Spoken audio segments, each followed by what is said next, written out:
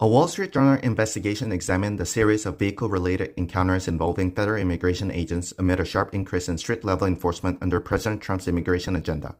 The Department of Homeland Security says agents in these incidents, including the Minneapolis shooting, faced dangerous and fast-moving vehicle threats and acted to protect themselves and the public. Officials noted that drivers' actions, such as attempting to flee or maneuver vehicles near officers, were perceived as imminent risks that justified defensive force. DHS also points to a rise in vehicle attacks against federal agents and emphasizes that officers receive use-of-force training designed for high-risk situations. Supporters of the administration argue the enforcement approach reflects a necessary response to growing dangers faced by law enforcement while carrying out immigration laws. Pete Roberts, founder of Maine-based clothing brand Origin, was stunned to see ousted Venezuelan President Nicolas Maduro wearing one of his blue hoodies during his arrest and transfer to the U.S. After confirming it was an Origin product, Roberts weighed potential backlash but chose to acknowledge it publicly while avoiding political messaging.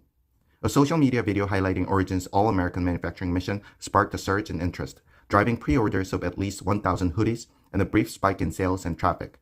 This episode fueled memes and online fashion commentary about Maduro's outfits, showing how viral images of controversial figures can affect consumer behavior. Though Roberts still doesn't know how Maduro got the hoodie, he saw the movement as a chance to spotlight American-made goods during an unusual geopolitical event. U.S. employers added 50,000 jobs in December, undershooting expectations, while the unemployment rate edged down to 4.4% even as hiring momentum cooled. Overall job growth slowed sharply in 2025, but economists note the labor market has settled into a low-hire, low-fire pattern rather than a sudden downturn. Despite weaker hiring, the broader economy continued to grow steadily, with strong consumer spending, rising productivity, and increased business investment, especially in artificial intelligence.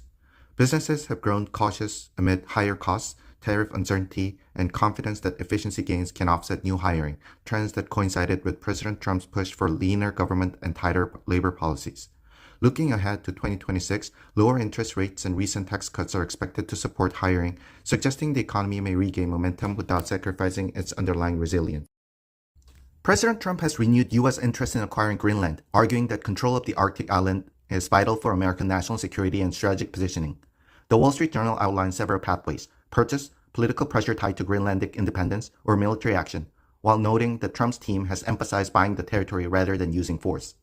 Historically, the U.S. has expanded through landmark purchases such as Alaska and the U.S. Virgin Islands, including a prior deal with Denmark, giving Trump's proposal some precedent despite modern rarity. Any transfer would be legally complex, requiring Greenlandic consent, Danish parliamentary approval, and a referendum, though U.S. economic and defense investments could appeal to Greenland's small population. While critics warn of diplomatic risks, supporters see Trump's push as a bold effort to secure long-term U.S. interests in a region of growing geopolitical importance. President Trump has renewed his push to acquire Greenland, framing it primarily as a strategic national security priority amid growing competition in the Arctic. European allies have voiced concern, particularly Denmark, warning that any coercive move could strain NATO and the post-war alliance system. These tensions come after decisive U.S. military action in Venezuela, which many European leaders privately welcomed for removing Nicolas Maduro, even as they expressed discomfort with the method. Trump's approach reflects a more assertive U.S. foreign policy that emphasizes power, deterrence, and clear lines of influence over diplomatic ambiguity. Supporters argue that while allies are unsettled, Trump is forcing long-delayed debates about burden sharing, security realities, and American strategic interests into the open. President Trump initially favored negotiating with Venezuelan President Nicolas Maduro to secure U.S. oil access, deportation cooperation, and hostage releases rather than forcing him from power. Despite internal opposition led by Secretary of State Marco Rubio, Trump pursued diplomacy and even offered Maduro exile and amnesty in exchange for stepping down. Maduro repeatedly rejected these offers, while Trump grew frustrated by what he saw as bad-faith negotiations and public mockery from the Venezuelan leader. Hawkish advisors ultimately persuaded Trump that Maduro was a drug trafficking threat who would never relinquish power voluntarily, prompting a shift toward military action. In late December, a rapid U.S. operation captured Maduro and brought him to New York, marking a decisive turnaround toward a more aggressive and coercive U.S. foreign policy. Venezuelan President Nicolas Maduro, long considered untouchable despite a 2020 U.S. indictment and a $50 million bounty, has been removed from Venezuela and will stand trial in New York on drug trafficking and narco-terrorism charges. U.S. prosecutors allege Maduro led the Cartel of the Suns, a loose network of senior military and government officials accused of facilitating cocaine shipments with Colombia's FARC guerrillas.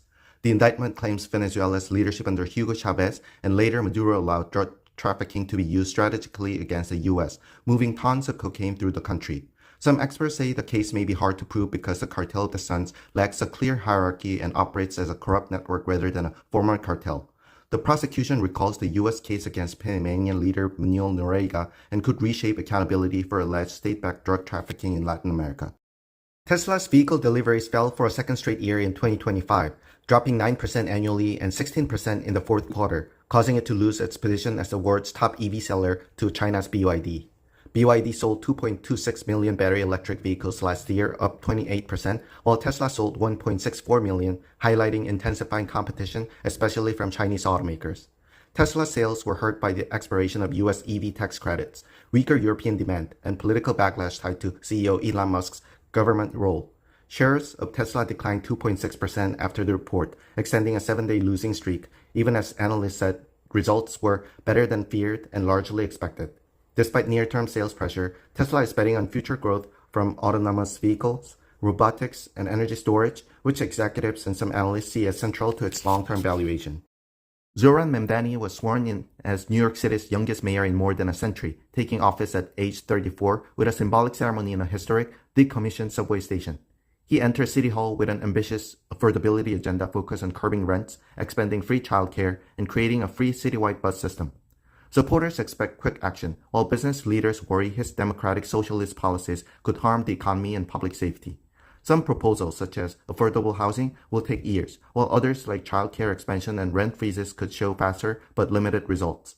Mamdani faces pressure to balance his progressive promises with political compromise, particularly with state lawmakers, the business community, and a watchful White House. The Wall Street Journal reports that Mar-a-Lago regularly sent young SPAO employees to Jeffrey Epstein's home for private services in the late 1990s and early 2000s, despite step warnings about his sexually inappropriate behavior. In 2003, an 18-year-old beautician told her managers that Epstein pressured her for sex during a house call, prompting a manager to alert Donald Trump and recommend banning Epstein.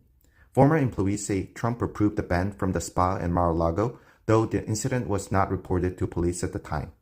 Concerns about Epstein had circulated for years among staff and Trump's then-wife Marla Maples, even as Epstein and Ghislaine Maxwell continued to interact with the club and recruit spa workers.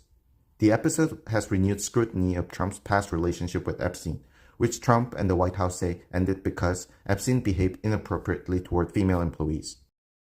China has sent research submarines and icebreakers deep under Arctic ice for the first time, a technical milestone that U.S. officials say carries major military and commercial implications.